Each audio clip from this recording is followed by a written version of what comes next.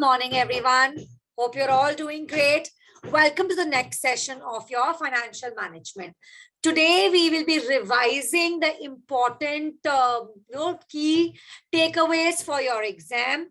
Why I want to take this first is because we are done with the entire syllabus now. You know that you have to do lots and lots of question practice. You know, there are very few days left before your exam now, but extremely important is to also understand that what is it that you should be doing from today onwards up till your day of the exam. So first and foremost, obviously, you should have seen all the lectures by now. You should have done each and every question from the workbook as well as the practice and revision kit of PPP by now. Each and every means each and every question. There is going to be no cherry picking of the questions. You have to do every question.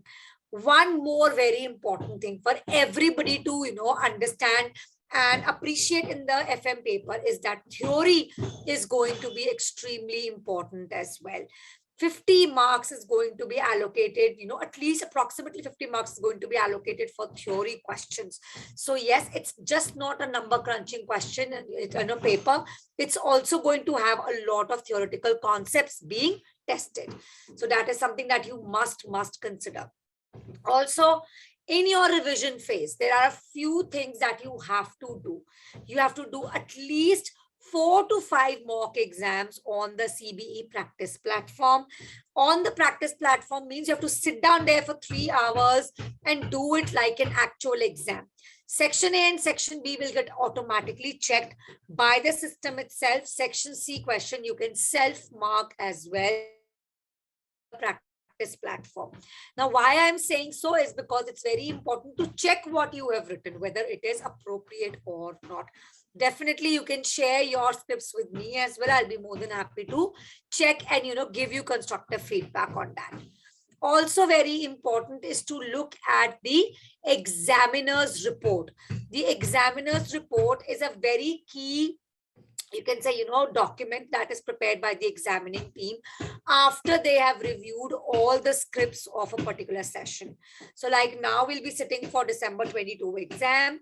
So for September 22, after the exam, after having, checked all the papers and all, the examining team sits down and evaluates that what were the key mistakes done by students, what portions were done well by majority of the students, what portions were not done well by the majority of the students.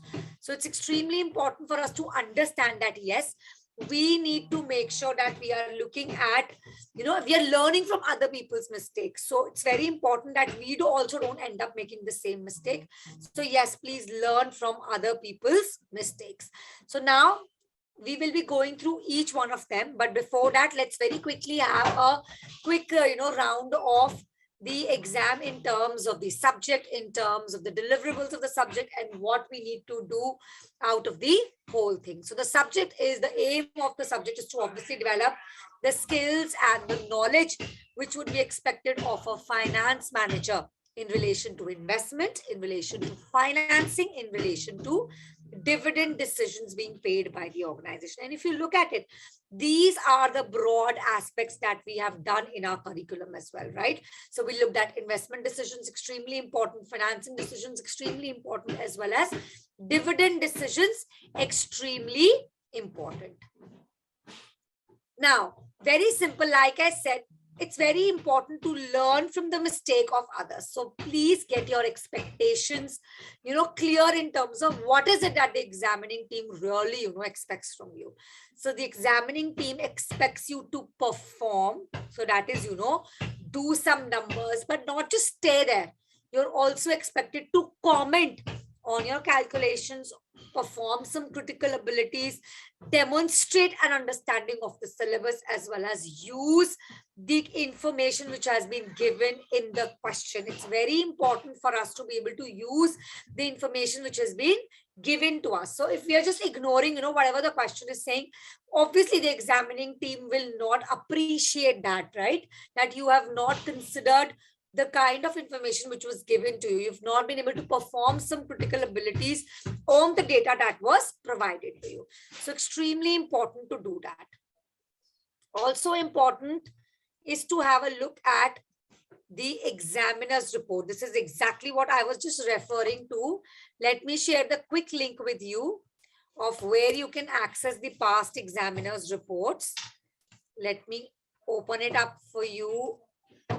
Quick link as well, so that you know. So this is where you go onto your ACCA's website, open up your section under students financial management, and this is the exam technique being given by the examining team itself. So very, very important for us to understand that how are we looking at this? How are we looking at, what does the examiner expects us to do? And just do that, right? It's as simple as that. Understand expectations, deliver expectations. Simple. Now, very important for you to please go through these. I'm sharing the link with you directly, but please go through this to have a look at what needs to be done. Also, let me just show you some debrief video. Very simple. Let me just show you how you can actually access these. Oops. Okay, so you actually have to obviously access your practice platform. You can do it directly from your MyACCA account. Very important for us to prepare and look at the debrief of the mock exams from the examining team itself. So let's very quickly have a look. We obviously haven't gone to the mock exam, but let's review the debrief of what the examining team has to say about the exam that has been done. Hello and welcome to this debrief. Okay, let me just share the sound. Now, very important for everyone to please go through this. Why? Because this will help you understand that what is it that the examiner, reviewed and expected, and is basically, providing you an entire debrief of the exam. What we will do after this is that we will go through a mock exam and review that how all these pointers mentioned in the debrief were so very relevant for you to consider in your exam, for you to be very cautious of in your exam. So please don't go anywhere. I want everybody to watch this full video, please. Of the ACCA FM pre-December 2022 mock. Now, word of warning, this mock is a mock. It's not a past exam. So the questions in it are indicative of the type of questions that you will get in your exam. They are not past exam questions. My name is Jo Tuffle and I'm an expert tutor for the ACCA. Firstly, we're going to be looking at some Section A and Section B objective test questions. I'm going to be debriefing 3 questions from Section A and a whole case study from Section B. Before I start, I just want to give you some exam tips for doing these OTQ questions. You must make sure you give them the time they deserve.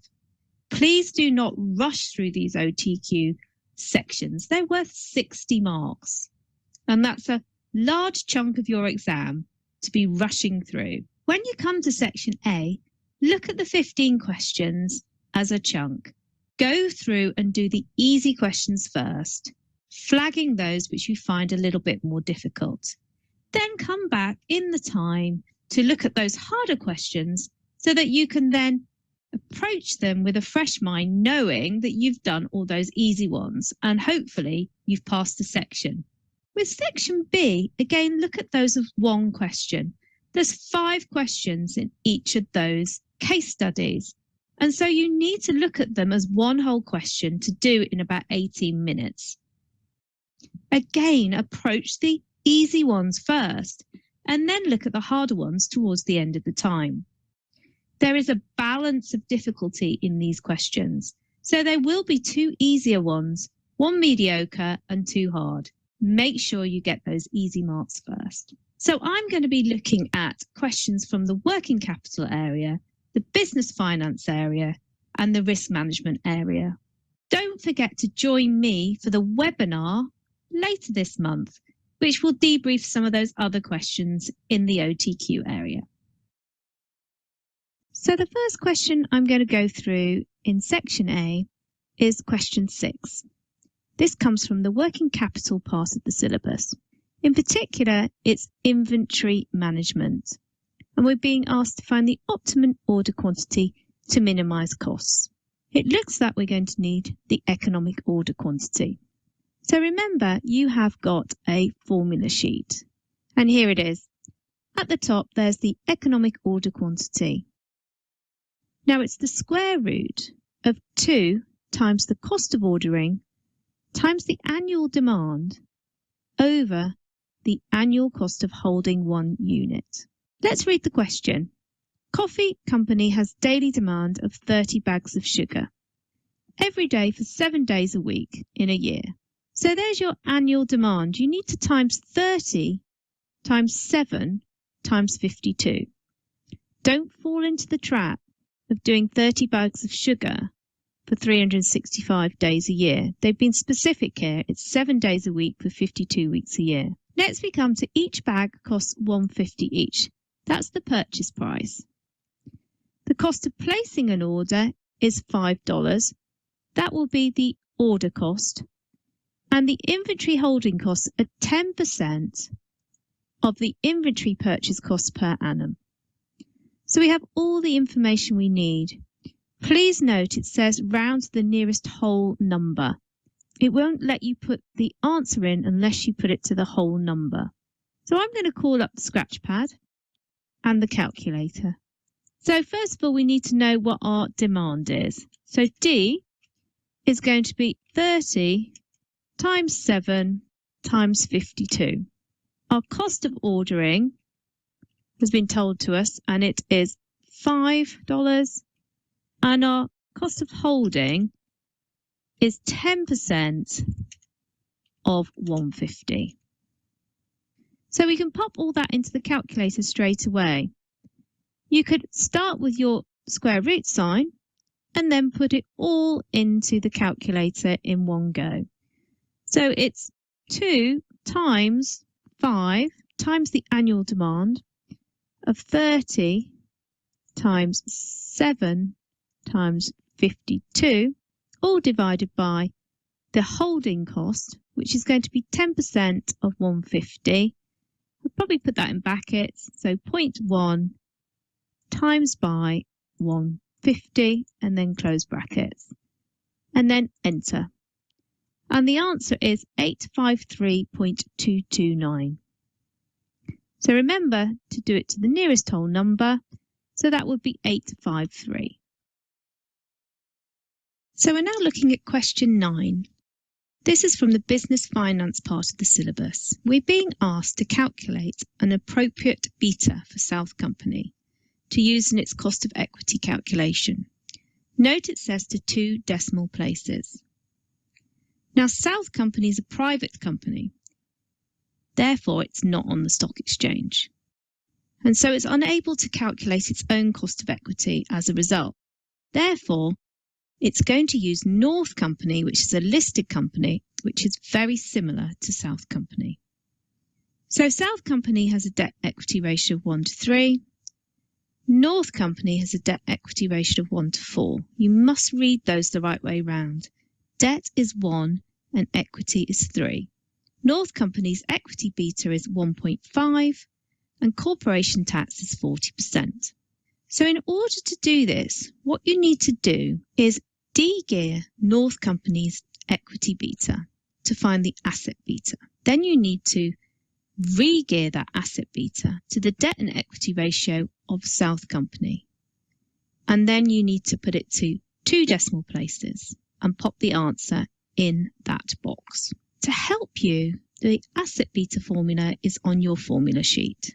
It can be found here. Now remember, we cross out the second part of that formula and we only use the first part, which is the value of equity over the value of equity plus the value of debt, taking off tax, times by the equity beta. That therefore de-gears North Company's equity beta to just be left with the asset beta. Let's do that now. So I've put in the values that we're going to need to de-gear North Company's equity beta.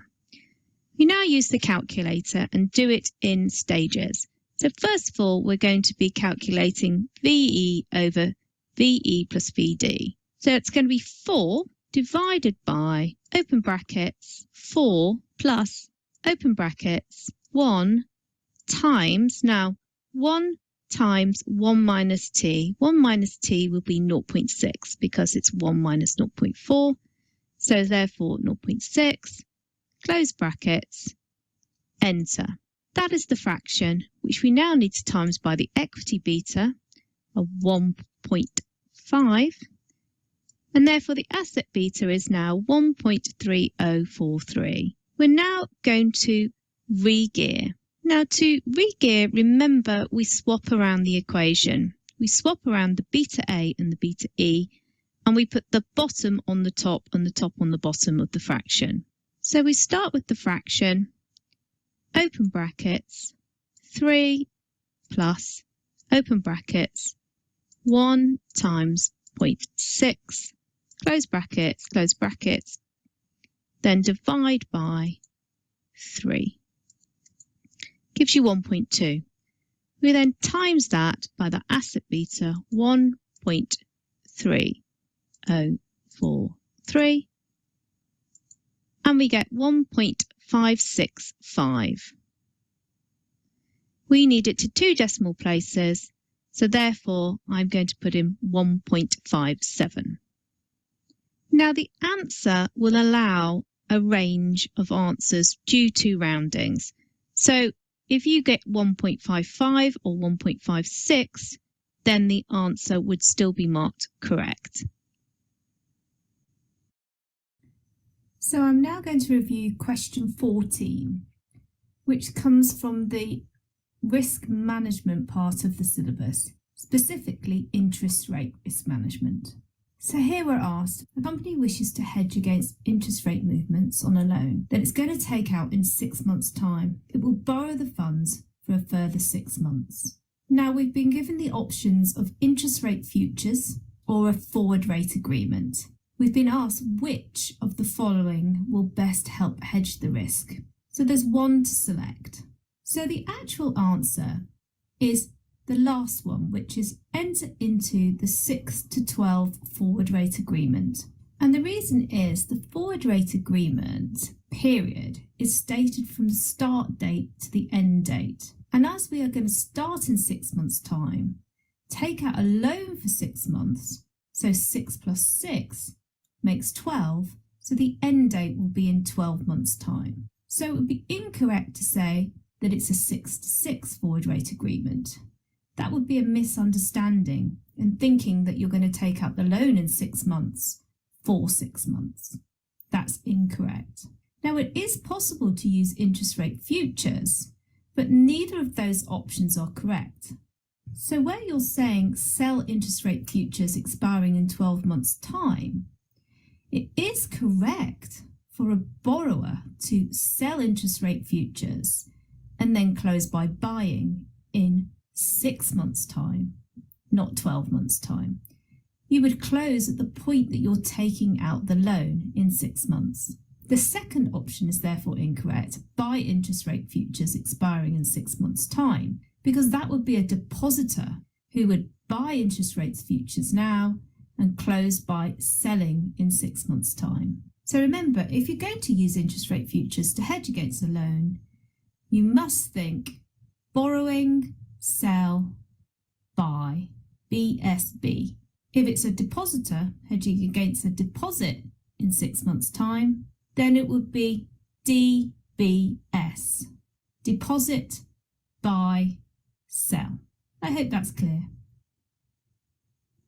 So welcome to the case study in section B. It's from the risk management area of the syllabus, and specifically foreign exchange risk.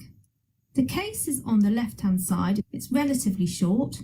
It's called Cass Company, and you've been given some spot exchange rates, 3-month forward rate, and some interest rates in euros and dollars.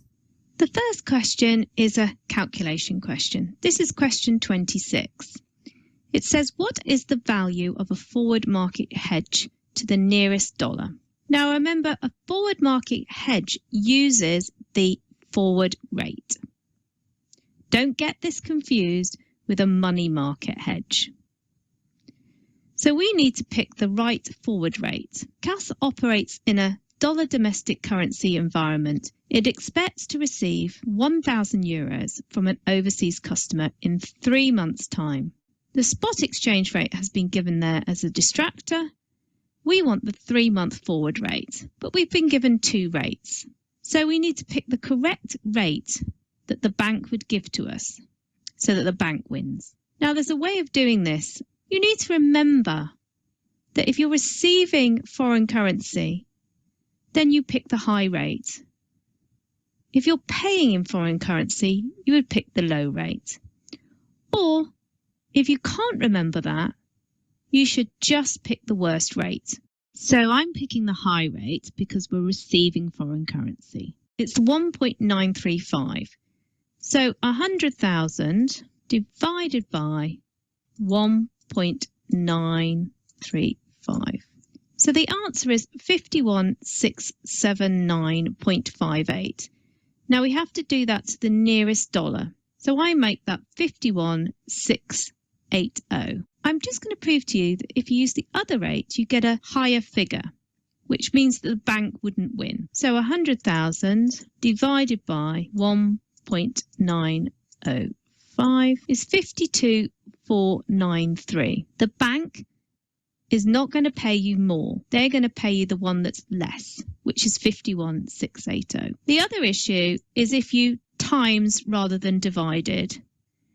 Now remember, when the currency is quoted as the term currency to the base currency, the term currency here is the euro and the base currency here is the dollar, you divide. So the rules are converting from the term currency to the base currency, you divide by the exchange rate, and you pick the one where the bank wins.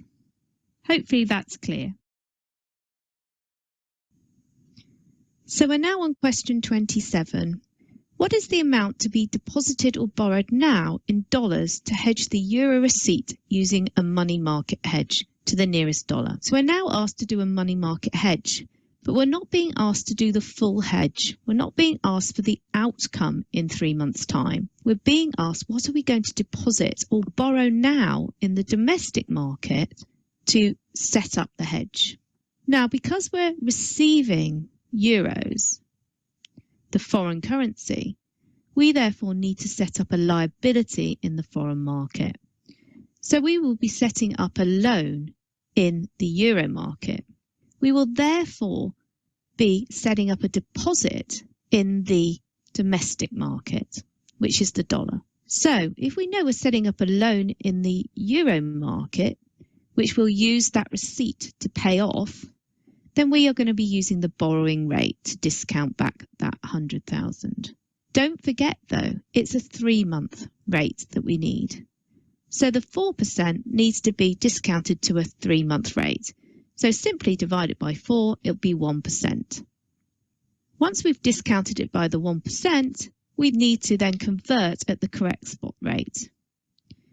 Now, I always remember, if I'm receiving in a foreign currency, then I will get the high rate. The bank will always give me the worst rate. So I'm going to take 1.845. I will then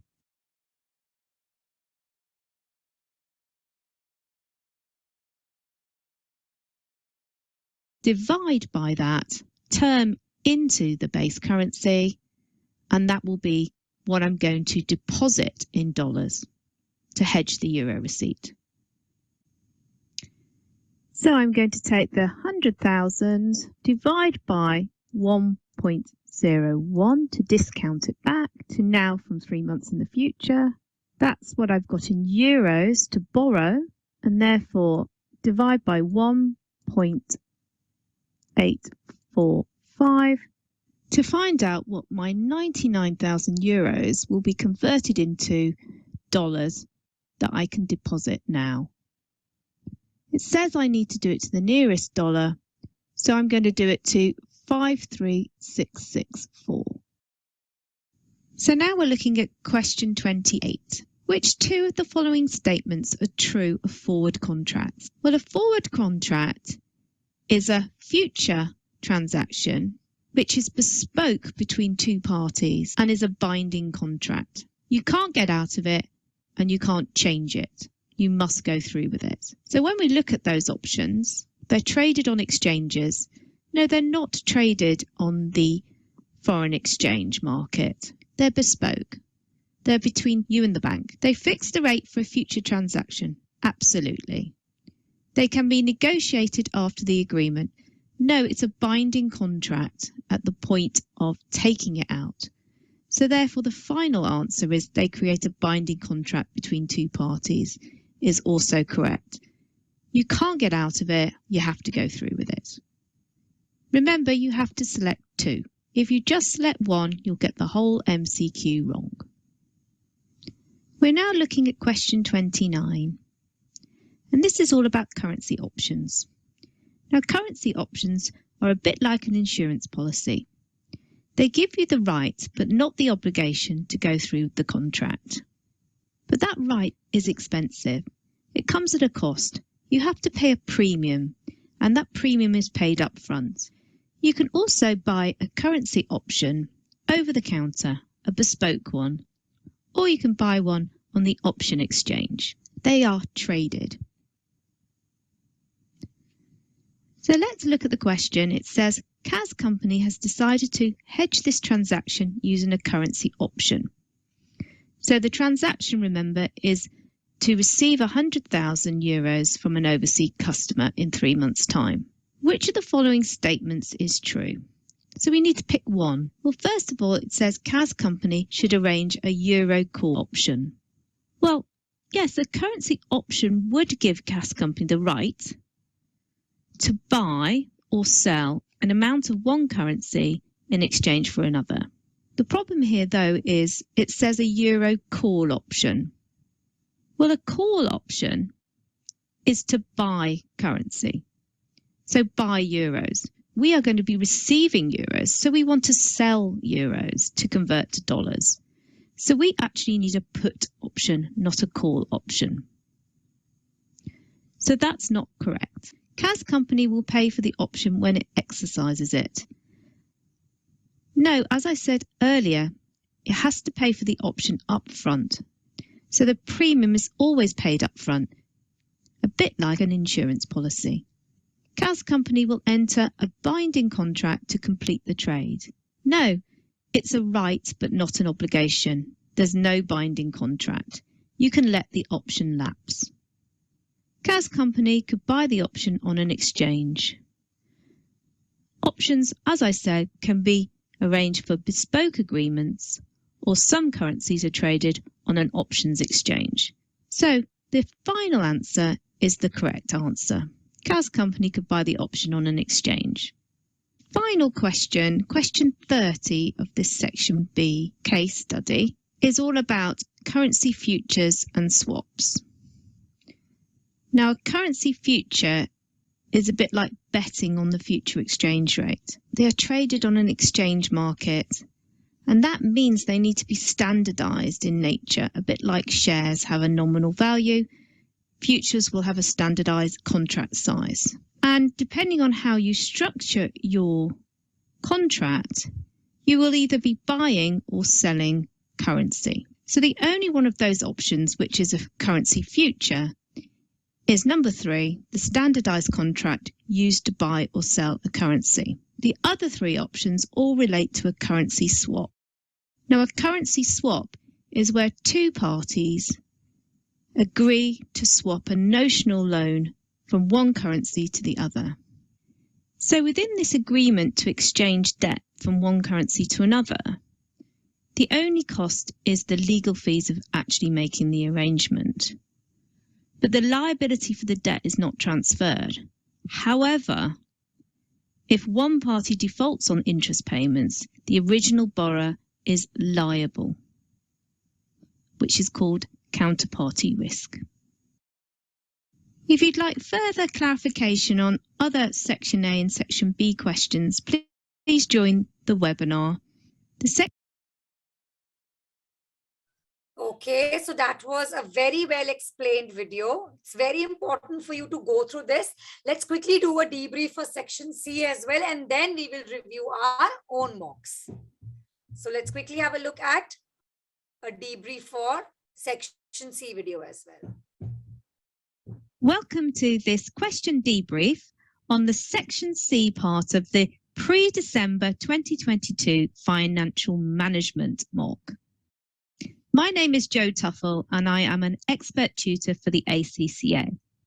You should have also already looked at the section A and B debriefs, which is in another video. This one follows those. So in section C, we have two questions, and one is on the working capital area of the syllabus and the other one is on the business finance area of the syllabus. There are different parts to each of those questions. There are spreadsheet parts, which are the calculation parts, and there are discursive parts, which are in word processor. There's different techniques required for both. You must practice on the platform. There are quick ways and efficient ways of getting through these calculation questions, and there are better ways of presenting your answer in the word processor. For the calculation questions, it's really good to just label your cells and then reference your cells when you're using formulas. Layout is so important for the marker. Then they can allocate you follow-through marks where you make small mistakes, which then alter the final answer. The importance of workings and labels is paramount to passing this paper. So you must practice. And I will show you this technique in these debriefs. In the word processor, you must get used to writing headings and writing in full sentences. Please do not offer up an answer with bullet points. This will not score any marks. Again, I show you how to do this in my debrief. The importance of sticking to time is paramount in the section C area. You must stick to time, but you must also take the time that it deserves. Performing well in section C ensures a good pass in this paper. So the first question in section C is pack company. This comes from the working capital part of the syllabus. It's specifically looking at cash management models. So Pack Company has recently recruited a new finance director. They're attempting to introduce a new approach to cash management based on the Miller-Orr model. In the last directors' meeting, the production director argued that the current system has the same principles as inventory is perfectly acceptable.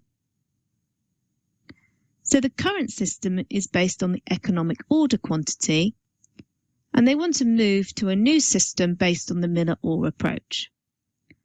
So if we look at the question, for 10 marks, we've got to calculate the optimum amount of funds Pack Company would raise and the estimated regularity of the fundraising under the existing cash management approach, and the decision rule under the proposed Miller-Orr approach. So we've basically got to calculate using the economic order quantity, the Q, and the regularity would be the delivery effectively. Then we've got to apply the same figures to the Miller-Orr approach and then state the decision rule. Both formulas can be found on your formula sheet. The economic order quantity and the Miller-Orr model. So we'll be referring to these as we do our calculations. So for the economic order quantity, we need to find the cost of ordering, which will be $750. We need to forecast the cash requirement, which would be our D, which is our annual demand. We need to calculate the cost of holding. And in this case, it's the difference between the cost of borrowing and the cost of investing in short-term securities. So that difference is the cost of holding cash. So the current policy is the economic order quantity. And the best thing to do is to label each of the figures that have to go into the formula. Do not write out the formula. You can show that calculation in the cell. So I've got my labels here. I've got CO, D and CH. My CO is therefore 750. My D is therefore 832,000 and my CH needs to be put in as a decimal is the difference between 0.08 minus 0.05. So it's 0.03. So now the economic order quantity is going to be, open brackets, 2 times 750 times 832,000 divided by the interest, which is the holding cost, close brackets, and then to do the square root in spreadsheet, you use the little hat to the half. The answer is 203,960.8. So make sure you label it so that they clearly know that that's your answer. And I'd also highlight it. Now they also want the regularity. And remember, that would be effectively the delivery, the number of transfers you make in a year. And so the number of transfers you'd make in a year is D divided by Q. And so we're going to do 832,000 divided by the order quantity, and effectively, therefore, it's 4 times a year. So make that the 4 and then highlight it. And there's the first part of your answer done. That would be 3 marks from that 10. If you got that holding cost wrong, then that would be a follow-through mark to get to the economic order quantity and then to the regularity. So you probably lose 1 mark for that, but then get the remaining 2. We now move on to the Miller-Orr model. Now the Miller-Orr model is a daily cash model, unlike the economic order quantity, which is an annual cash model. You need to be able to calculate the spread and the return point using those formulas given to you in the formula sheet. But there's also a formula that's not given to you, which is to find the upper limit. Now the upper limit would be the lower limit plus the spread. Once I've calculated those for you, I'll explain the decision rule. So now using those formulas, we need to find the lower limit. We need to find a transaction cost, a variance of cash flows, and an interest rate. So I've highlighted the figures that we need and written out our labels in the spreadsheet. So first of all, the transaction cost will be the 750. The variance of cash flows is actually the standard deviation squared, which will be the 1,500 squared. The interest is a daily interest, and so that will be 5% over 365 days, put in as a decimal. And then once we've got the spread, we can find the lower limit, which is the 15,000, and we'll be able to calculate the return point. So the transaction cost is 750. The variance is 1,500 squared. So you use the to the power or the little hat squared. The interest is going to be 0.05 divided by 365 days. So now we'll calculate the spread using the formula and the labelled cells. So if you look up, the formula says equals 3 times, open brackets, 3/4. So I'm going to put in 0.75 times the transaction cost of 750 times the variance divided by the daily interest, close brackets, to the power of 1/3. And it comes out as 62950. Now the lower point is 15,000. So the return point is therefore going to be 1/3 of the spread plus the lower limit. So the spread divided by 3 plus the lower limit is therefore now 35,983. As I said before, we needed to calculate the upper limit, and you don't have a formula for that, so you need to remember this in the Miller-Orr model. And the upper limit is going to be the lower limit plus the spread. So there we have all the information that we need now to make the decision rule. So I've highlighted my answers for my calculations for the examiner. And the decision rule with the Miller-Orr model is you have a return point.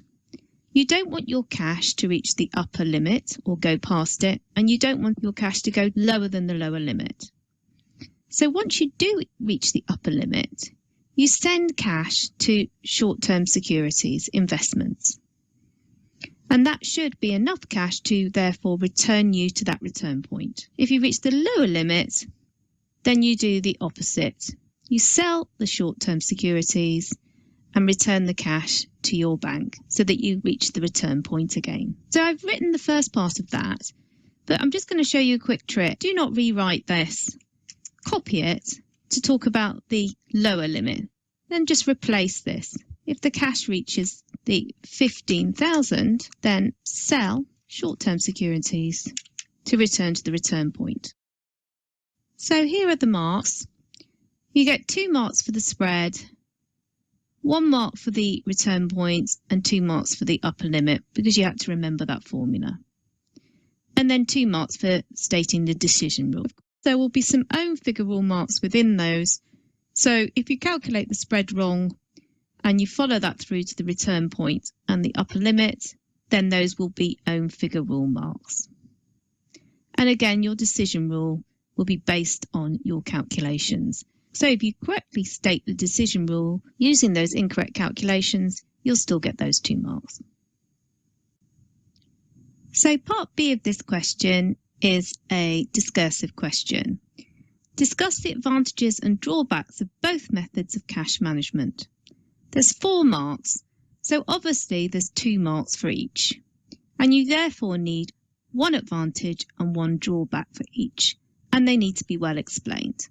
So no bullet points, please. I want full sentences and well explained to get that full 1 mark.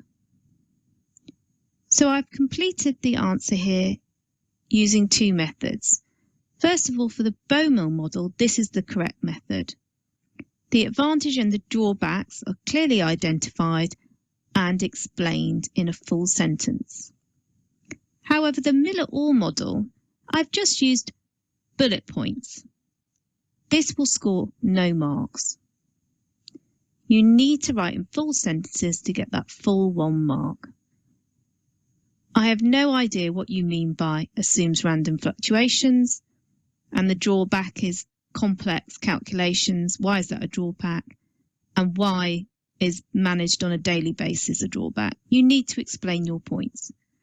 So this answer would score 2 marks out of the 4, even though the advantage and the drawback for the Miller-Orr model is on the right track. The final part of this question, pack company, is part C. It says the cash flow forecasts of pack indicate there may be cash shortages.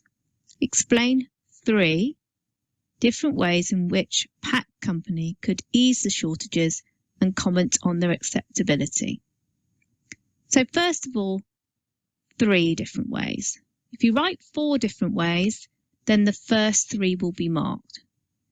So make sure you stick to what the requirement of the question is, 3 different ways. And it's for 6 marks, so therefore you'll be getting 2 marks for each of those 3.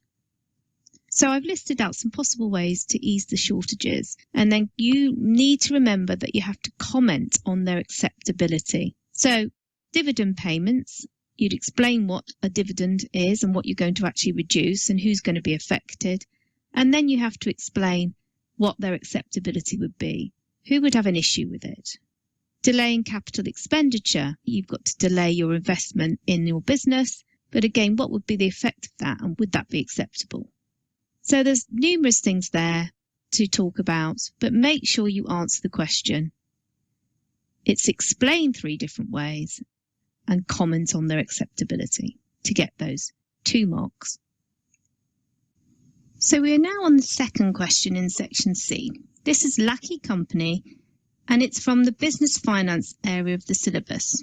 Basically, it's all about financing a business. This business has too much debt, and they want to raise funds to pay off some of that debt by raising a rights issue to their shareholders. The information at the top of the scenario tells you all about the rights issue. You've got a profit and loss account, and you've got a statement of financial position. And right at the bottom, they tell you about the loan notes, which are currently trading at $112.50 per $100 loan note. Tax rate is 30%. So we're going to look at the first question, calculate the theoretical ex-rights price per share of Lackey following the rights issue. Now there's two ways to do this.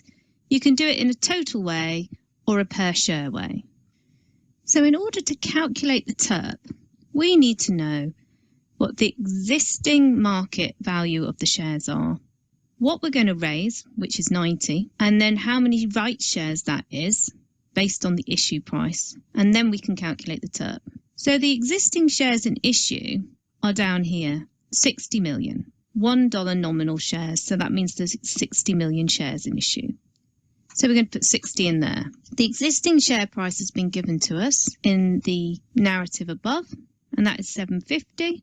The rights issue will be at a 20% discount, so therefore the issue price is going to be 7.5 times by 0.8, a 20% discount. So times it by 80% or 0.8. That leaves us with 6. We've got 90 million to raise, so therefore the rights shares are going to be the 90 divided by the issue price. So that's 15. Now we can calculate the TERP. So the TERP is the existing market value, which is the 60 times the 7.5, plus the rights proceeds of 90. And then we need to divide that by the new number of shares in issue, which is the 60 plus the 15. So the TERP is going to be 540 divided by 75. Highlight that as your answer. So we have the market value after the issue divided by the shares after the issue gives you the TERP of 720.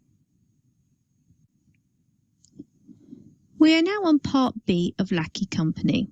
This is for 7 marks. You're required to calculate and discuss whether using the cash raised by the rights issue, that 90 million, to buy back the loan notes is likely to be financially acceptable to the shareholders of Lackey Company, commenting in your answer on the belief that the current price earnings ratio will remain constant. Well, those 7 marks will be split between calculate and those comments. And so you're looking to find 5 marks from the calculations and 2 marks from the discussion. So in order to calculate whether it's financially acceptable to shareholders, you need to think about what those shareholders' ratios are. Shareholders' ratios are earnings per share, price earnings ratio, and the share price growth. Now we know that the theoretical ex-right price, which we've already calculated, is 720. We also know that they're going to issue 15 million shares and raise 90 million. In order to find the effect on the shareholders, we need to know what their earnings per share is now, what their price earnings ratio is now, and then see what it will be like after we redeem the loan notes. What's going to be the effect on the earnings per share? And then hence use the price earnings ratio to find out what's going to be the effect on the share price. So the earnings per share is the profit after tax divided by the number of shares in issue. Now the profit after tax now is 27 million. The number of shares in issue now is 60 million. So the current earnings per share is going to be the 27 divided by the 60, which is 0.45. So put that in dollars. Now to find the after earnings per share, we need to know the effect of buying back those loans on the profit after tax. So we need a working. So we're going to buy back 90 million worth of loans. That will mean that we're going to save interest. So if we move down, The loan notes are currently trading at $112.50 per $100 loan note. The mighty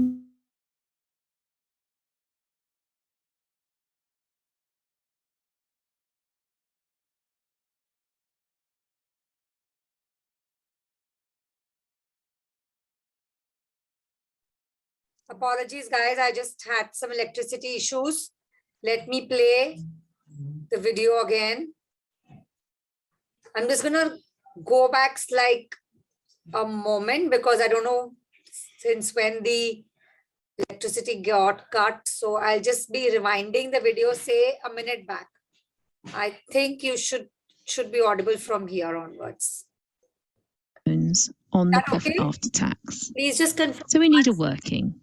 So we're going to buy back 90 million worth of loans. That will mean that we're going to save interest. So if we move down, the loan notes are currently trading at $112.50 per $100 loan note.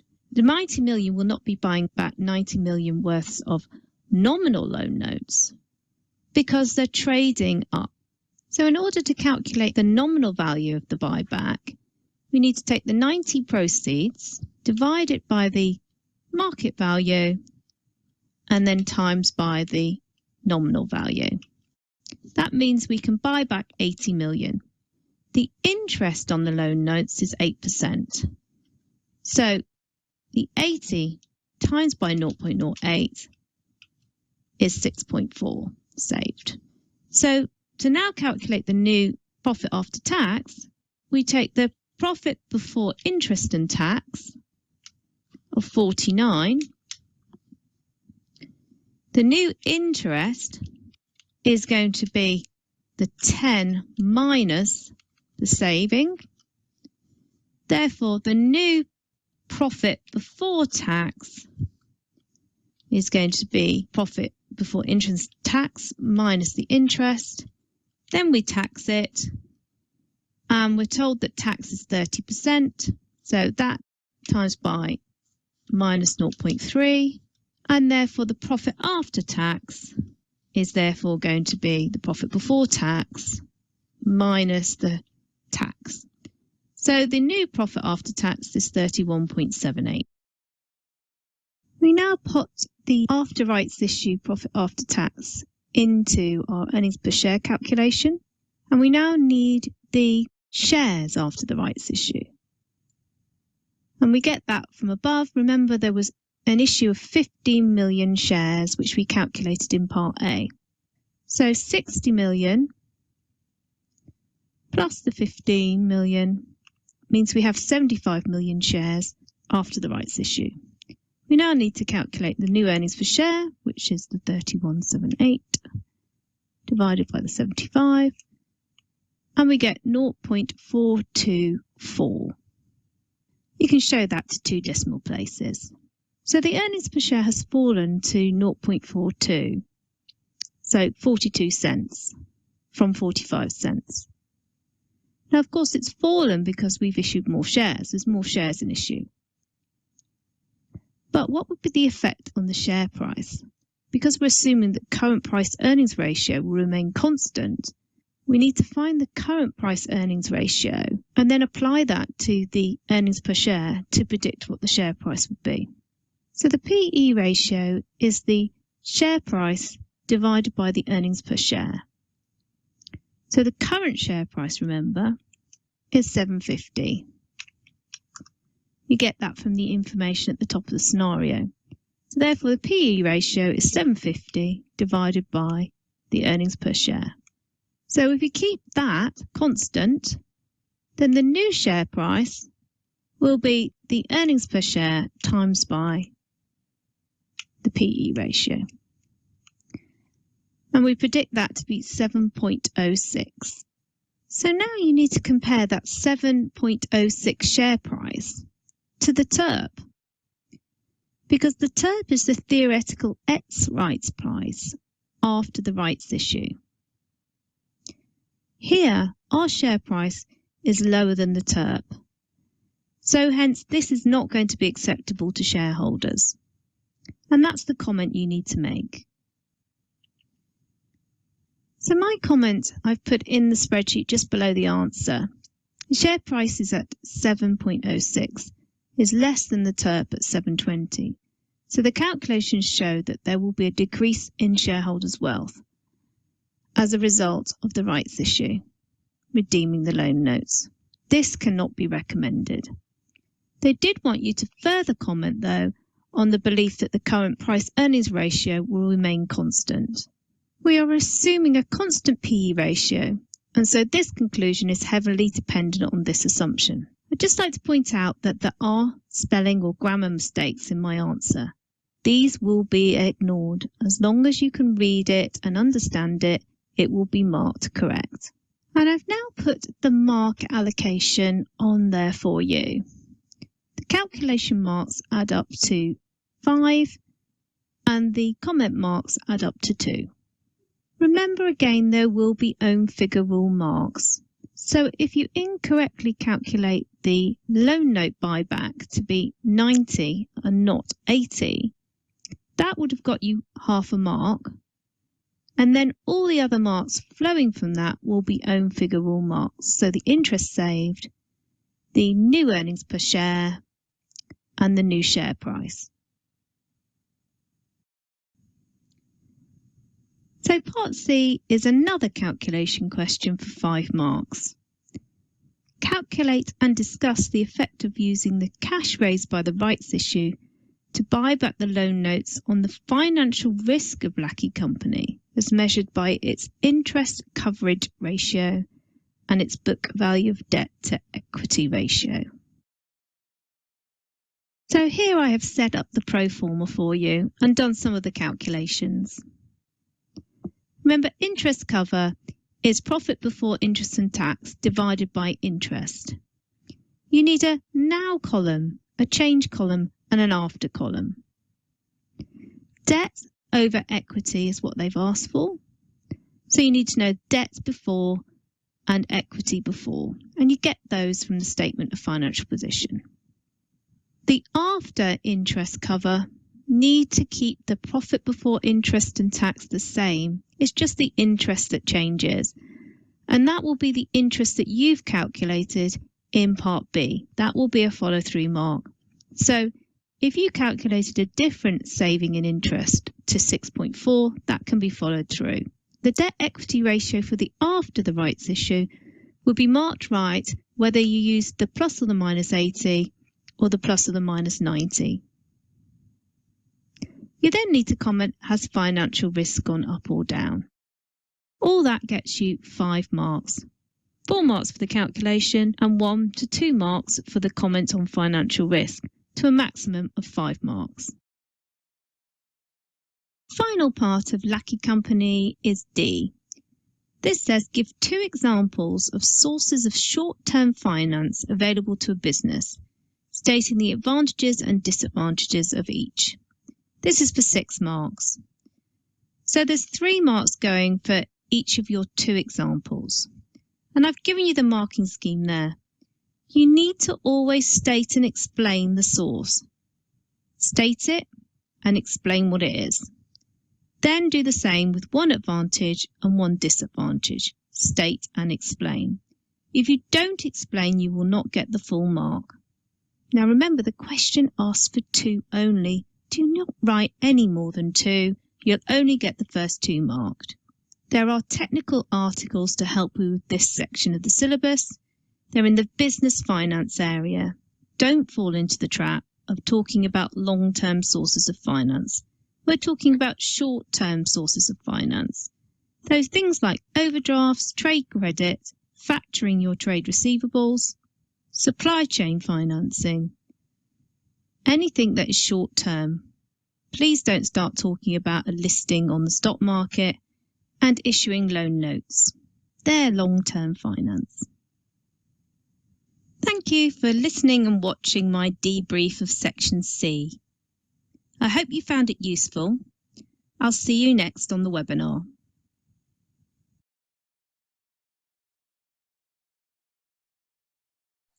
Okay, guys, so that was an extremely useful webinar which, a debrief, which is extremely important for you to understand that how you're supposed to write and structure your answers.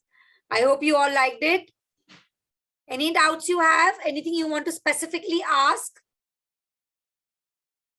Guys, let me know any doubts you have.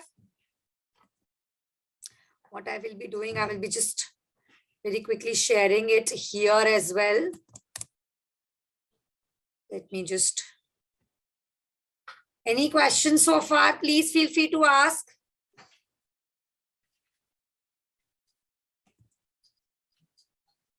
I am sharing the link of these debrief videos with you. Well, you've already seen them, but just in case you want to go back and, have a read through and a look through again. So that's why I just wanted to share that with you. And I've also added it onto your PPTs. Right. So now we already know what the exam structure is going to be like. All questions are going to be compulsory. It is going to be a mix of both computational as well as discursive elements, which means numbers as well as theory questions. Both are going to be asked. It's extremely important that you focus on both of them. Some questions are obviously going to adopt a scenario based or a case study based approach. So section B and section C is going to be all scenario based. Exam is obviously a 3-hour long exam, not even a minute. More than 3 hours you will get. Now, skills, very, very important for you to understand that there is some element of brought forward knowledge from your MA paper, which is going to be required here. Your basic ratio analysis, your basic, calculations are going to be carried forward from your management accounting paper. We've already revised everything in our classes, but yes, I want you to understand and appreciate the fact that if you're not too confident in that, please go back and revise your concepts. Calculations with clear workings and logical structure is extremely important. You need to make sure that the examiner is able to understand where what is coming from. It cannot be a surprise for the examiner. You should be able to interpret data, explain management accounting techniques, as well as discuss their application to the question, that what is coming from where, and obviously apply skills in a practical manner. You have to show what is coming from where. The examiner should not be, thinking about, okay, now where did this come from? No, everything has to be clearly laid down in terms of your workings. Syllabus area, we already know in order of importance. Importance, this is not from the examining team, but is coming from experience of, where the maximum weightage questions are being asked. So section C, part D of the syllabus, part C of the syllabus, part E of the syllabus, you can definitely expect a section C question there. Then majority of your section A and B questions are going to be asked from all the topics which are listed in this order, part D, C, E, F, G, and A and B. Definitely section A and B questions are going to be tested there. Structure we all know. So there's going to be a section A, which is going to comprise of 15 objective test questions of 2 marks each. So that's a 30-mark section A, 30-mark section B, which is going to have 3 case studies of 10 marks, which is going to have 5 questions of 2 marks each. And then section C is going to be 40 marks, which is going to be 2 questions of 20 marks each. So that is going to be your exam structure. Okay, section A and B, we already know that it can come from absolutely the entire syllabus.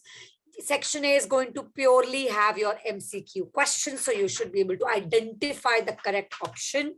Now, the approach for this is obviously to read the question first, find out the key, which is the correct answer, and that can happen by removing the distractors, which is the plausible but incorrect answers which have been put up. So that is the key which you must use in your exams.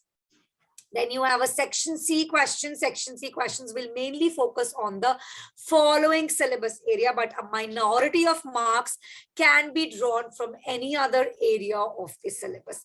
So yes, you have to obviously understand that part D of your syllabus, investment appraisal, business finance, and working capital management are the most important syllabus areas for section C perspective, but that does not mean that, you know, other parts of the syllabus cannot be asked in section C. But yes, this is what has been observed from the past exams. Then there is a formula sheet which is going to be provided to you. Discount tables and annuity tables are also going to be provided to you. Scientific calculators are also allowed in ACC exams. Although the CBE platform has an inbuilt calculator, my personal recommendation is to please carry your physical calculators. There will be already multiple screens which will be, you know, opened up on your system. So avoid using the calculator of the system and instead use your physical calculator for making your calculation. It's just more handy, and we are, like, you know, more used to using our physical calculators. My personal recommendation, choice or decision is entirely yours. Then up next, we have time allocation, extremely important. All ACCA papers for that matter are going to be time bound. You cannot overrun on time. 100 marks, 180 minutes you have, which means 1.8 minutes per mark, which means for a 2-marker question, nothing beyond 3.6 minutes you're going to spend. Obviously, some section A questions are going to be finished even before this 3.6 minutes. Like, you know, you just read the question and you know the answer. So that like takes about only a minute for you to do it. But there might be other questions which might take up, you know, a longer time, like 5 minutes for you to solve. So, but then the entire section A, you have to close within 54 minutes. Please do not overrun on time. As soon as your 54 minutes are over, drop dead, move to the next section. That's the only way you will be able to manage your section B, section C a lot better, and come back to these, you know, questions which you had flagged for review later on. So the questions which were still incomplete, you can go back to them by flagging them. How do you flag that? I will show it to you on the platform. How to pass F9? I think that's what, you know, the major objective is. So yes, very important, please understand theory. Please be able to apply theory. Be able to apply all the formulas that have been taught to you. Very important for you to interpret the exact requirement of the question, as well as practice questions in a timed environment in terms of what we need to do and how we need to do practice in these 3 hours.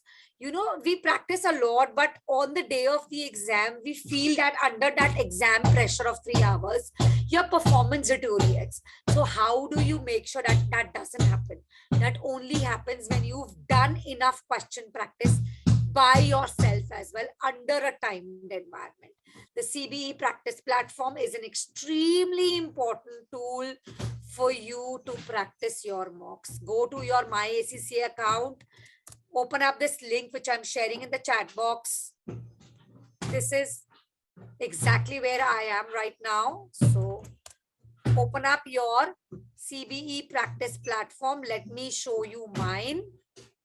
Okay, so I just go on to, I'm just logging on like my CBE account. Obviously, mine is an admin account because this is for the learning partner, VG Learning. But what you, this is exactly how it will be yours. So all subjects would be mentioned here on the right. Choose your subject. You have official resources. You have some past exam library wherein 1, 2, 3, 4 past exams are actually, you know, allocated.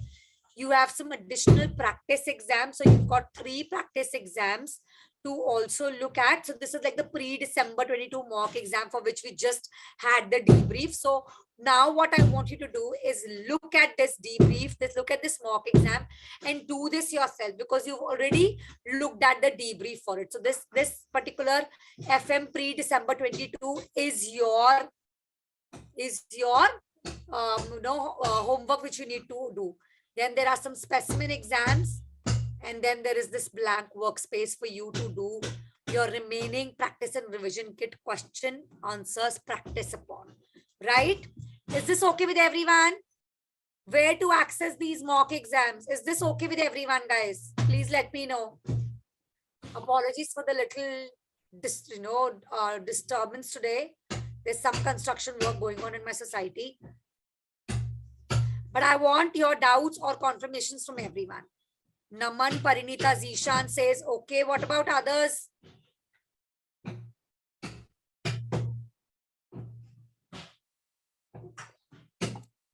Guys, what about others? Everybody knows how to access the mock exams? Piyush says yes. Wonderful, guys. Thank you. Thank you so much for your confirmation. Right. So now I'm just going to quickly go through the top tips of how you're going to pass your FM paper. Obviously, from day one, I've been saying that no pen and paper is going to be used. All question practice are either going to be on Excel or the blank workspace of the CBE practice platform, which ACCA provides to you. There are, your scratch pad. Okay, let me just check with you guys first. How many of you are going to appear for the center-based exam? And if there's anyone who's going in for the remote exam, because there's a very, very important difference between the two. Which exam are you going to be appearing for? Center-based or remote exam? Center-based, center-based. Because I very strongly recommended everyone to book in center-based exam. Center-based says Naman as well. Wonderful. The reason why I personally prefer center-based exams is A, you don't have to worry about the technical specifications of your computer. You don't have to worry about electricity issues. You don't have to worry about network bandwidth and all. So you can 100% just only focus on the exam, right? And that is what is something, which is very, very important. The second thing, which is also very important and, something which, center-based exam students can actually do is you can ask for a physical rough paper in the exam center. So there is a scratch pad which is already given to you on the practice platform to do your rough workings. But I personally always prefer to do my rough workings on a physical rough paper quickly with my pen. So for those of you who are attending the center-based exam, please feel free to ask for a physical rough paper. Obviously, it will not be submitted. It will not be marked. It will not be, checked. Similar to the scratch pad functionality, which is there on the practice platform, on the platform itself. But yes, people who will be appearing for the center-based exam, please go ahead and ask for a physical rough paper. Okay. Obviously, you have to cover all topics. There is going to be no selective study, which is going to be allowed. One idea, one mark is the idea. So quality over quantity is what the ideology is. Rule of elimination simply means that whenever you are looking at the MCQ questions, this definitely is not the answer. So eliminate. This again is not the right answer. Eliminate again. So make use of the rule of elimination to filter up your final answer. Answer all the MCQs. There are going to be no negative marks which will be allocated to you.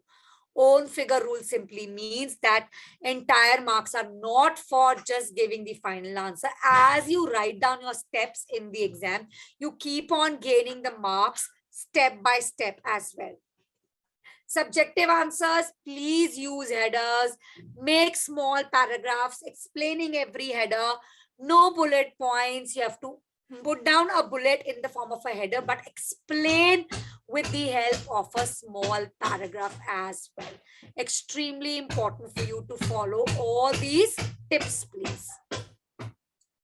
Okay, CBE functionality, we've already discussed that, being technically sound is one thing, but being CBE sound is another aspect that you have to work upon for your exam. So make sure that you're doing clearly labeled and referenced workings. Calculations should be easy to follow. Clear and sensible layouts of calculations should be followed. Use of formula in terms of some formula, IRR formula, NPV formula. You can all use this in the CBE functionality itself. And then write comments explaining about every figure that you've been able to calculate. So very important is to discuss the numbers as well, is to talk about, give recommendations, give, your key decision in terms of what the numbers are talking about, right? Any doubts till now? Any doubts? Please ask. Okay with everyone? Wonderful. Right. So now I'm just going to very quickly show you that some of the common mistakes that students tend to make on the computer based exams. So do not enter a number into a cell with when total or subtotal should have been calculated using the sum formula. Please, these are simple formulas which you should make use of. You have to show the examiner that you're actually, you have some basic computer skills as well. That's why it's a computer based exam, right? So don't just, type in your calculator and just put the final figure. No, make use of formulas, please. Right? Now, there are some common mistakes that students tend to make while using the sum formula. Let me quickly show you an example for this. Okay, so this is where we are. You have to tell me that why do you think this pre-tax figure which I have mentioned here in red, why is this incorrect? Why is this incorrect? Very quickly tell me, please.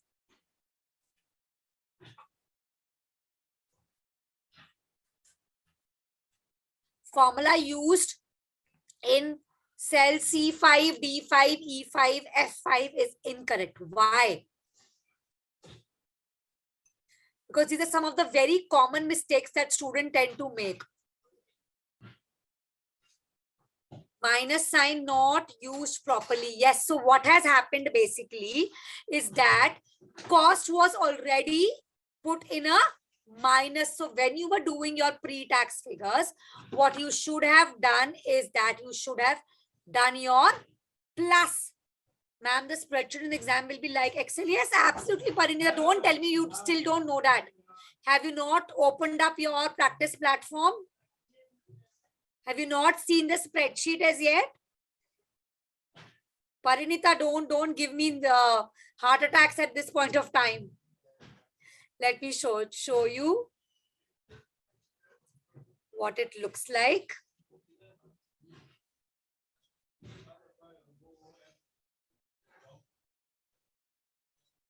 I want to know if it will have all the formulas like Excel. Yes, it will have the basic formulas like Excel, like formula for sum, NPV, IRR. All these basic formulas will be there like Excel. It's not Excel, but the spreadsheet replicates the common functionality of Excel. And for that, you need practice on the practice platform. That's exactly it's why it's extremely important for you, all of you guys, to go and practice on the practice platform so that you know what functionality is available and what functionality is probably not available as well. Right? What I will do now is I will just show you the what the exam is going to look like. So because you've asked, Parinita, I'm going to just show this to you first. So this is the actual exam. This is exactly how it looked like. The only difference being here is that this is not under a timed environment, right? Go through the introduction, please. I want everybody to spare out 2 minutes and read through this introduction sheet first.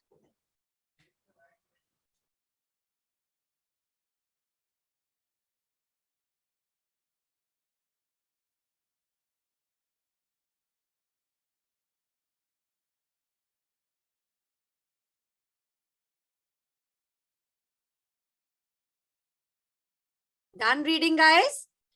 Has everybody gone through the introduction slide? Let me know, please. The reason why I'm giving you time to read through this instruction sheet is because this is exactly what is going to be given on the day of the exam as well. So please spare out time to read through all of this functionality, what is allowed, what is not allowed, how this practice platform is going to be different from the actual platform as well is also mentioned here. So please spare out 5 minutes and read through instruction page 1 of 4. Quickly read through this. Then I'll actually show you an actual exam as well. Quickly read through this. Let me know when done.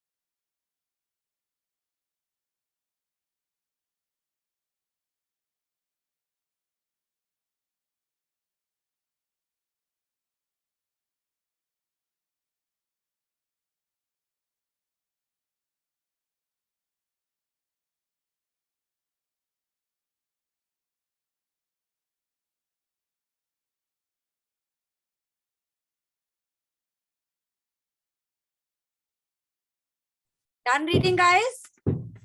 Have you read through the functionality basic? Shall I go on to next page? Please make sure that you are going through this instruction sheet. It's important to familiarize yourself with the basic functionality of the platform. Go through this.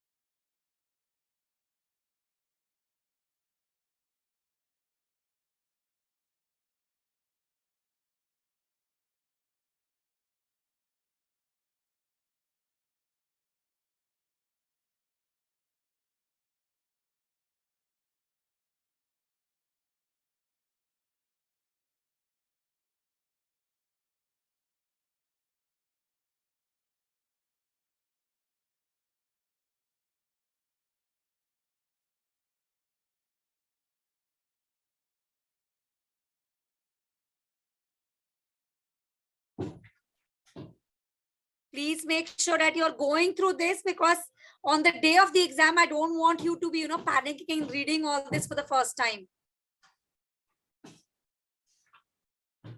Quickly have a look at instruction page 3.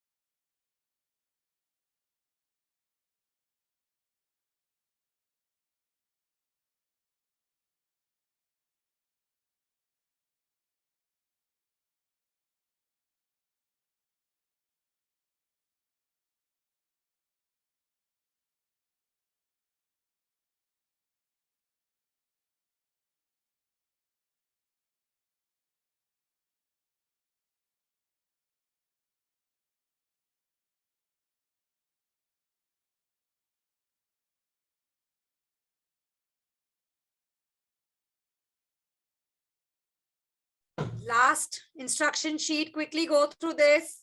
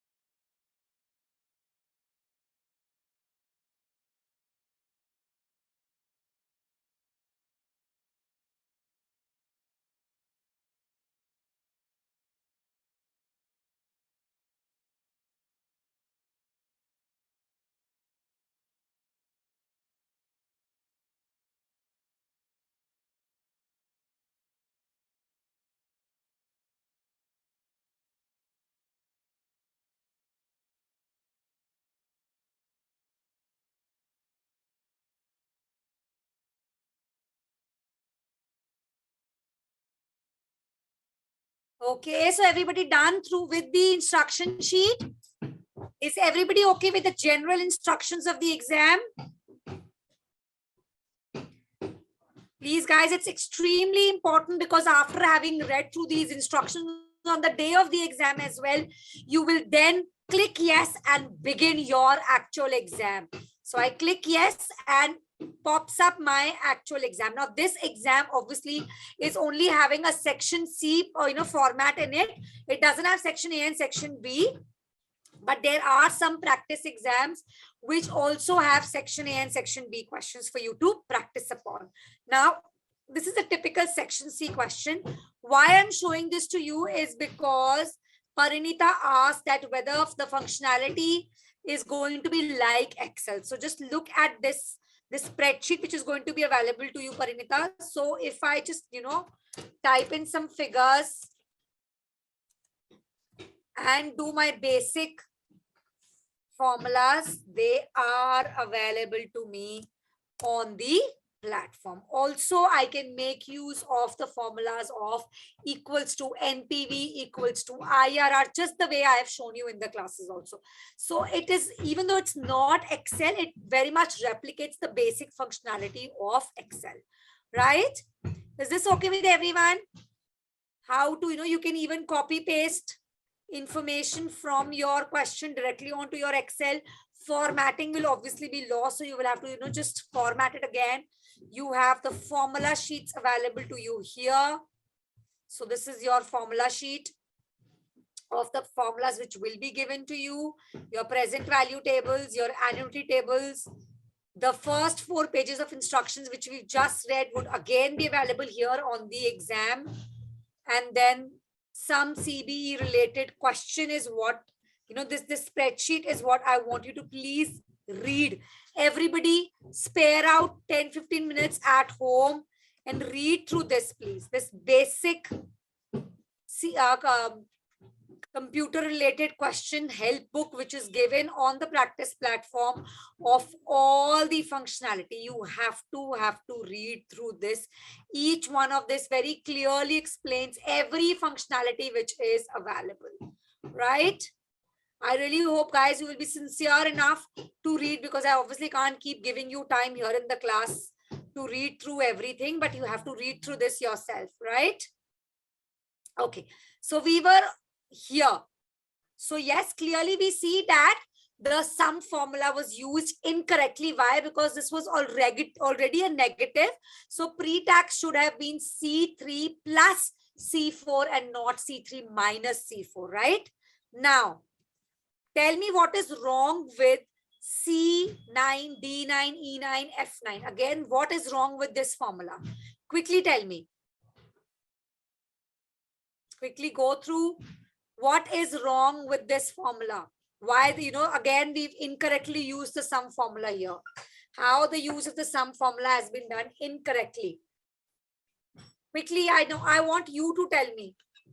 I want you to be able to identify common mistakes that other students make so that you don't end up making the same mistake on the day of the exam. Quickly, guys, read through it.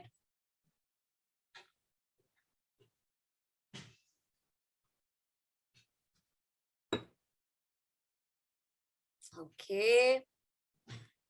Yes, Piyush, wonderfully identified that what you've done here is that you have double sum. Why? Why you've double sum? Because you had already calculated your pre-tax profit still here. So here what you should have done was only taken the figures from C5 up to C8 and not from C3. Because what it ended up doing was double calculating your figures from your C3 and C4 column. Why? Because C5 was already a sum of C3 and C4.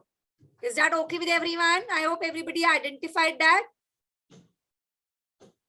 Wonderful. So now, this is some of the common mistakes that students tend to make, which you obviously are not going to make. So that's why I just wanted to highlight this to you. Okay, you have to show your workings very, very clearly. Why? Because obviously you have to show that where did what figure come from. The examiner cannot be, you cannot leave the examiner, okay, try and guess where did I get this figure from. No, please use and show all your workings, cross-reference all your workings the way I've been doing it all along in the classes. It's extremely important for the examining team to be able to identify what is coming from where, right? Okay, so now what we're going to do is have a look at few questions and identify some of the common mistakes that people have, that students have done in the past. So again, this is an actual exam. This was the requirement of the question. Read through the requirement once, please. I will then take you through the common mistakes that student did in this particular requirement. Read through it once, please, very quickly. Let me know when you finish reading.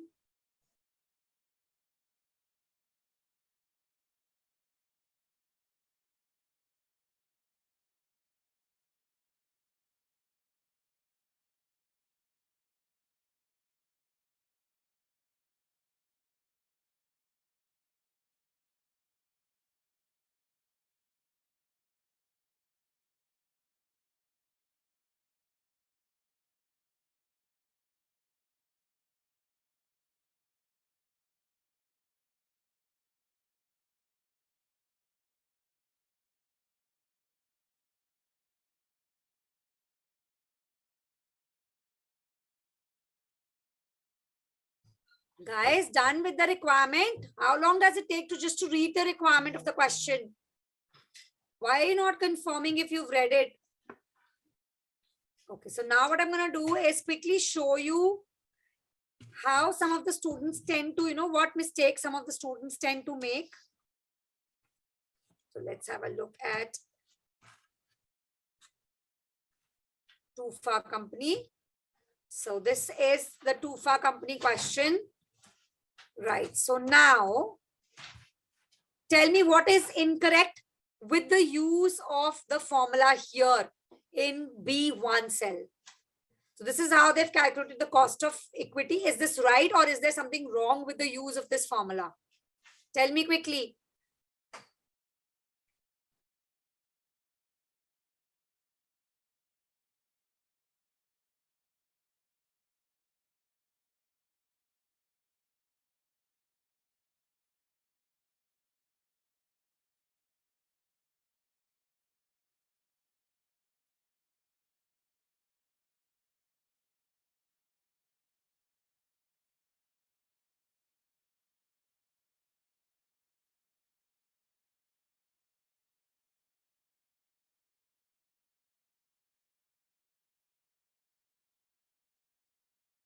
Okay, so let's see what you were able to identify as to what's wrong with the use of the formula. Some not calculated as per formula, even though data put is perfectly correct. So why would basically what was incorrect in the formula? Data put is perfectly correct, right? But you forgot to use the, put down the brackets in the formula. Remember your board mass rules, please. So whenever you're making use of the computer-based platform, you have to make sure that, you're not making these silly mistakes of forgetting to write down brackets. Why? Because the brackets can make the whole difference in your calculations. Yes, Zishan, perfect. So basic maths formula, basic maths, you can say principle of using the board mass cannot be forgotten. You cannot forget to put down the brackets while using the formula. So when you do that, this is what the correct answer would have been. So 1 plus B3 should have been in a bracket. Agreed by everybody?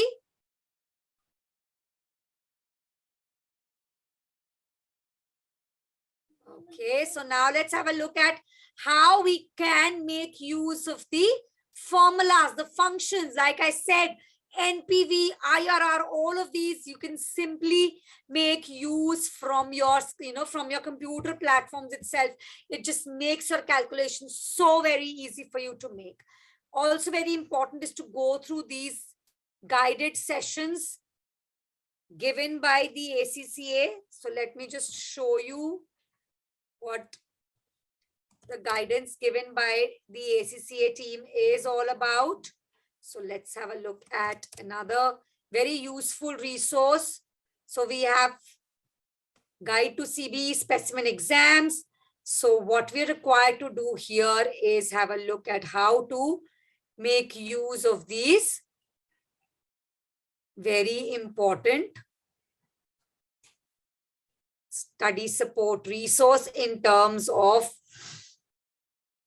the CBE platform. What I'm going to do is just very quickly have a look at this quick video here. I hope the sound is shared. Yes, it is. Let's quickly have a look at this.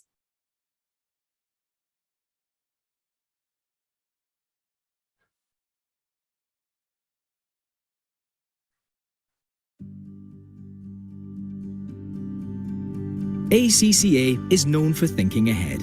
That's why in 2016, we're introducing exciting new session computer-based exams for the F5, F6 UK, F7, F8 and F9 exams. Developed in close association with students, learning providers and employers, session CBEs are developed to the same standards as our trusted paper exams, with a fresh, modern approach. Our session CBEs will use the same kind of technology found in today's workplace, and we've incorporated specially designed spreadsheet and word processing question types, which means our exams will more closely reflect how a modern finance professional works. The new exams will assess the same learning outcomes as the paper format, so students need to cover exactly the same content regardless of which format they take. So, what will they be like? Like the paper-based formats, all the exams other than F8 are presented in 3 sections, featuring objective tests, also known as OTs, OT case questions, and finally, longer constructed response questions. F8 exams are slightly different. They are in 2 parts and feature just OT case and constructed response questions. Many students will be familiar with different types of OT questions from our on-demand CBEs. These are single, short questions that are auto-marked and worth 2 marks each. They include multiple choice questions. You'll be familiar with these from paper exams. And multiple response questions. For some questions, students might fill in a blank space to provide their answer, or drag the answer and drop it into place.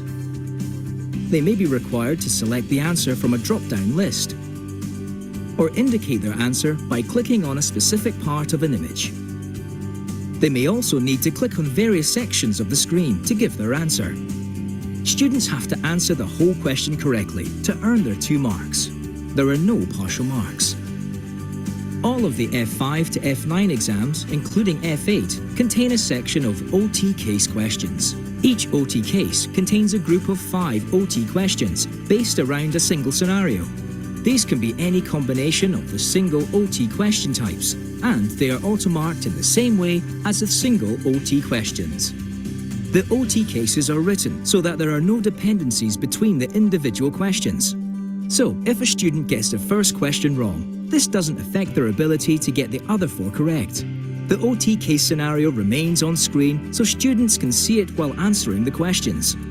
However, a movable splitter bar enables the student to focus on either the scenario or the questions. The biggest development is in the expert marked section. Our constructed response questions.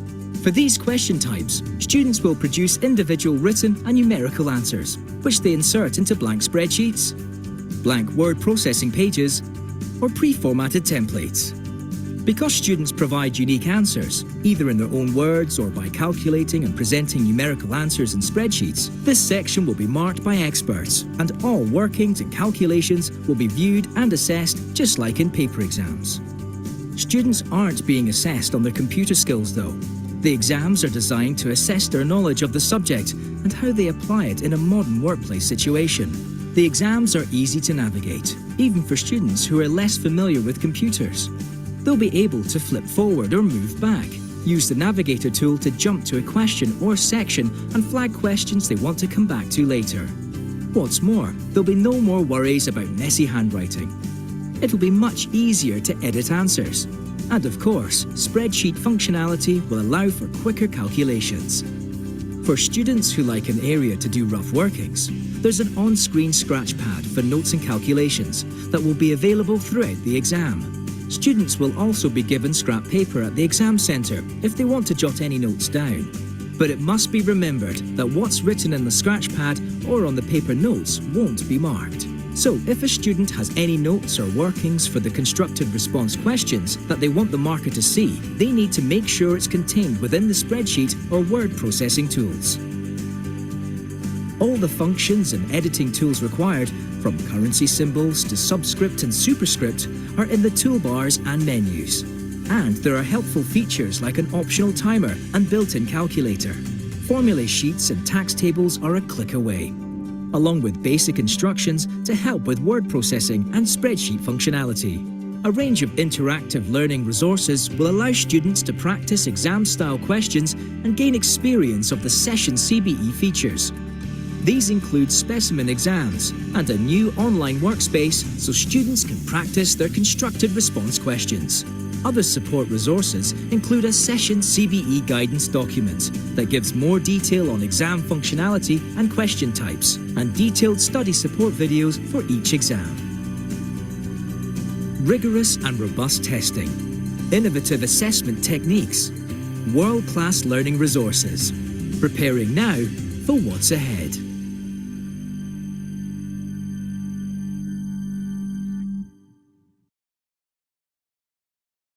Okay, so that was just a quick video to introduce why ACCA brought across these computer-based exams. And yes, it's actually a very good thing. Why? Because it helps you, write down answers like a professional. That's exactly what is, the ACCA qualification all about. It's making you job ready. So nobody in the actual job actually, writes down on pen and paper, right? We all make use of spreadsheets. We all make use of word sheets. So that's exactly why it is familiarizing you with it. Now, what I also want you to have a look at is, just very quickly, have a look about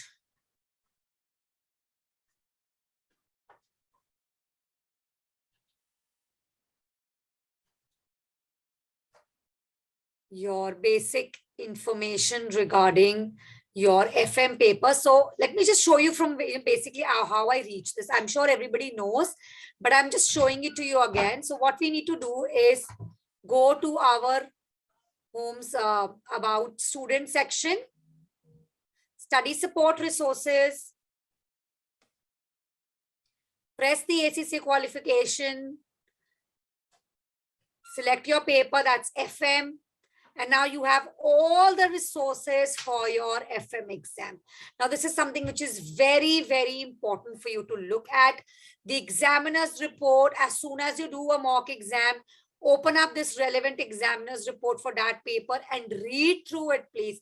It will help you identify whether you have also done the same mistakes which other students have done in the past, so that you don't actually, replicate the same mistake on the day of the exam as well.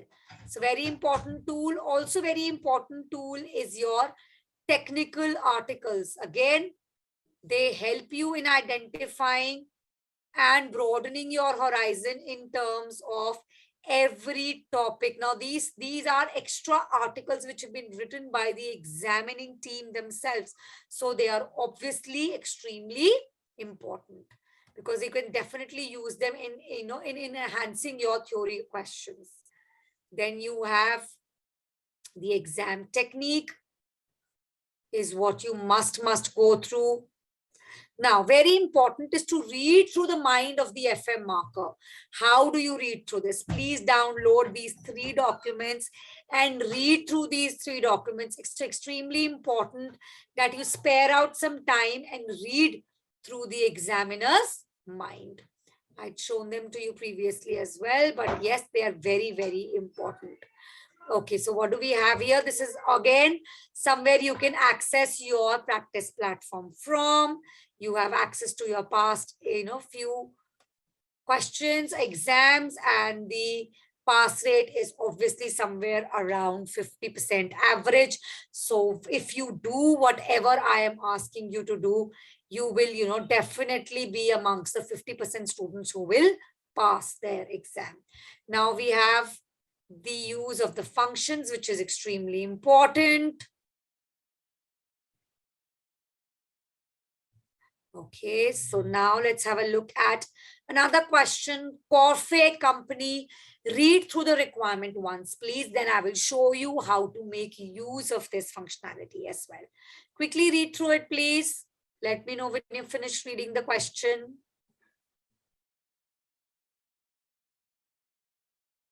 Read through the question? Have you read through the question, guys? Can I open up the answer? Okay, so now you have to tell me how this formula is incorrect, which we've used in cell B6. Quickly tell me why this formula is this use of IRR formula is incorrect.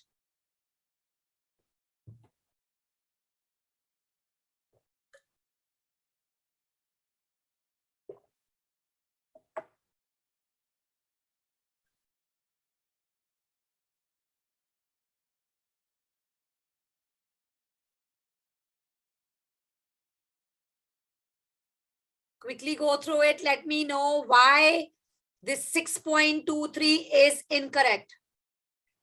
Is this the way we put our figures to make use of the IRR formula? Interest and redemption should be in negative. No, that's not right, Naman. You've bought them. So this is negative and this is where you are redeeming it at. So this is a positive. So this is from the perspective of the buyer. So you buy, a redeemable loan note. That is not the correct option, Naman. What else? Is this use of formula correct? Can you present your data like this and use the formula? Tell me, I've told this to you many times in the class. This is not the right use of the formula, right? Because what we are doing here is we are putting interest in year 1 to 5. You cannot do that if you want to make use of the formula. Every year has to be shown separately. Isn't it, guys? So you have to show every year separately. Year 1, 2, 3, 4, 5 has to go separately. Yes. Okay, so if I put this separately like this, is this still correct? This IRR calculation of 6.20 in cell B18, is this correct now? Or is there still some mistake to it?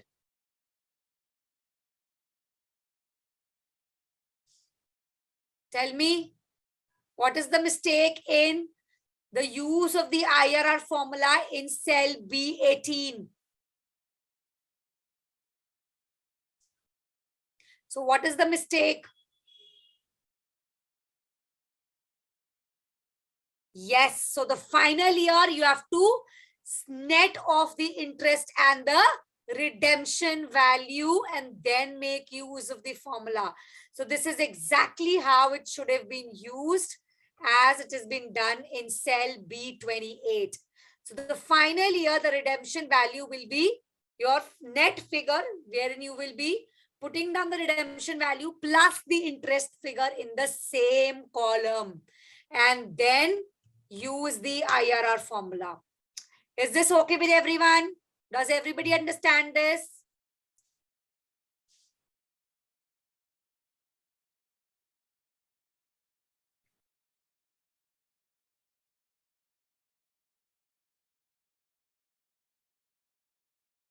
Wonderful, guys.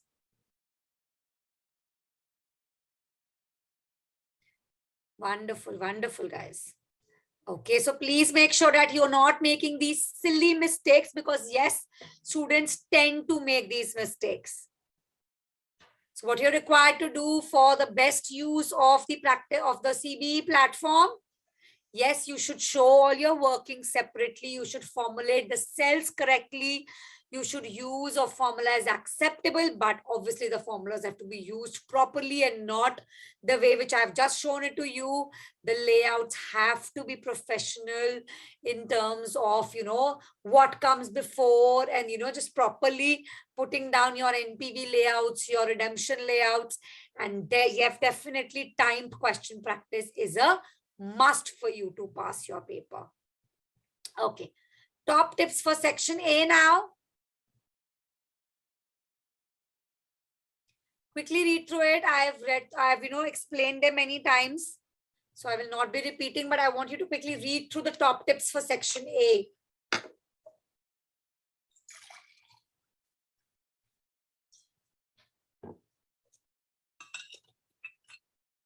Quickly read through top tips, section A, please.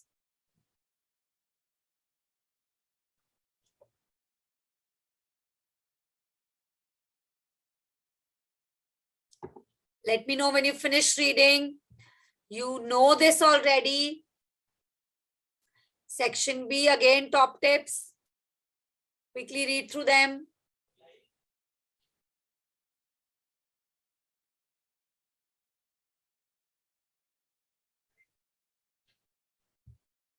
You have your section C, top tips. Quickly read through it.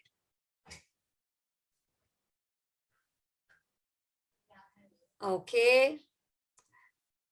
What we shall now do is let's quickly take a break and then we shall open up a proper mock exam and do this together, right? So let's quickly, what time is it? Okay, let's quickly break for lunch till 2 p.m. and then proceed with it.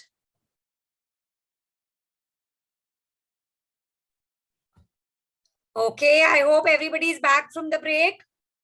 Like I said, narrative answers are going to be extremely important in your FM exam.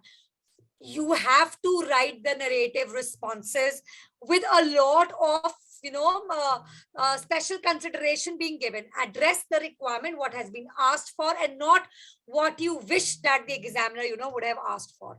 Plan your answers, use headings in bold, make very small paragraphs explaining the headers, make the point, explain the point, and then illustrate your point as well.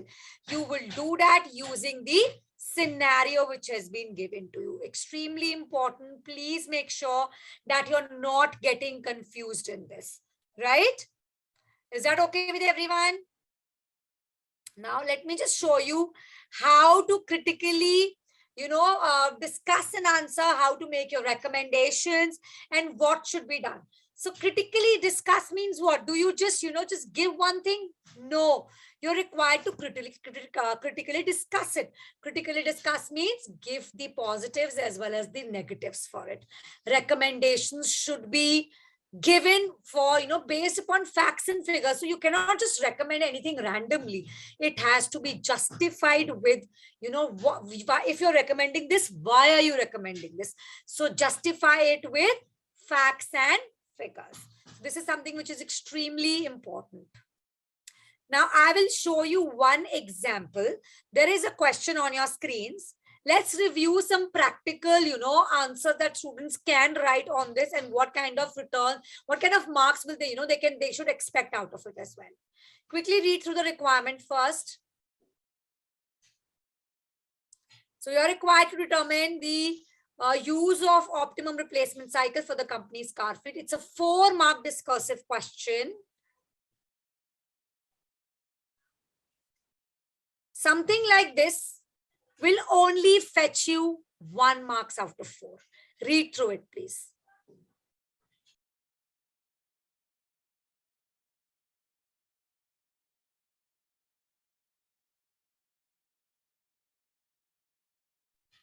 Done reading, guys? So this quality of answers you are not supposed to write.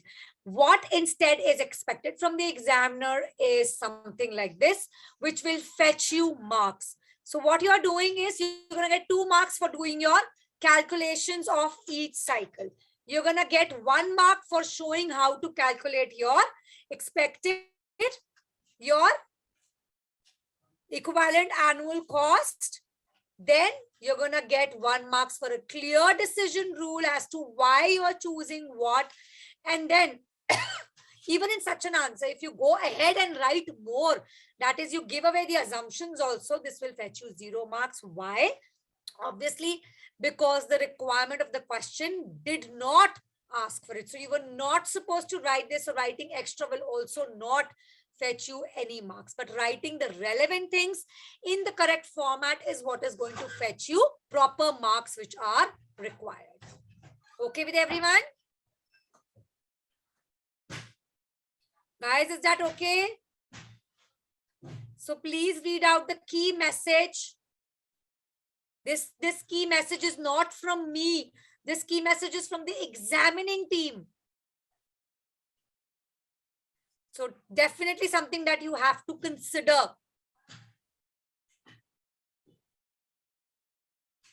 Some of the recommended technical articles are given here. Remember your technical articles.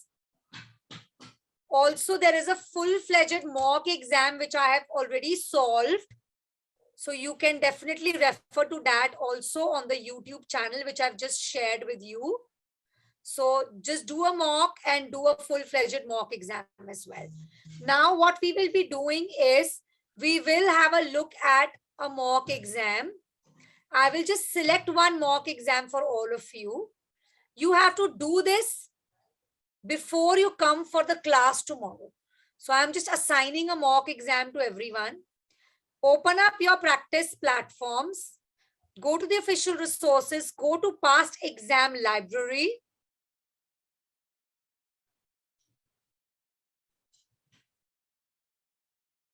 Let me just have a look at March-June 21 exam.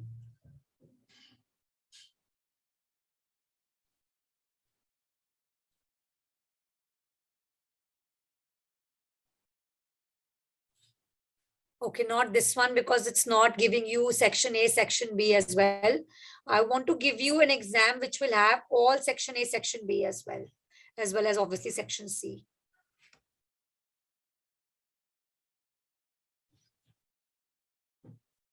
Okay, let me just open up.